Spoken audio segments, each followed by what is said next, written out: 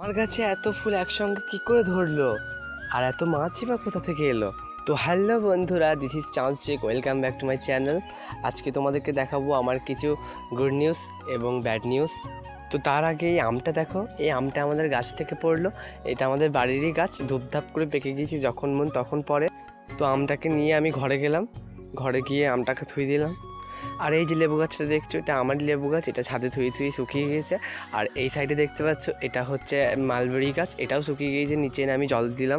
আর এই করবি গাছটা এক জায়গা থেকে তুলে এক জায়গায় লাগানো হয়েছে বলে এরকম মারা গিয়েছে। আর অন্য গাছ আছে, এটা যেহেতু এক জায়গায় লাগাবো বলে আমি থুই দিয়েছি।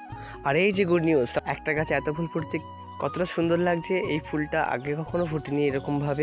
এদিকে এখানে একটা সরষে গাছ হয়েছিল এবং সরষে গাছে ফুলও ধরেছে।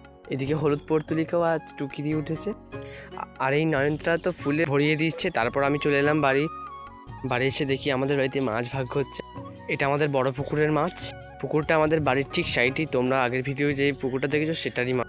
তো বন্ধুরা, আমি আমার ফুলের সঙ্গে দিন কাটাই, আর তোমরাও চ্যানেলটা সাবস্ক্রাইব করে দাও। দেখা হচ্ছে নেক্সট ব্লগে, বাই।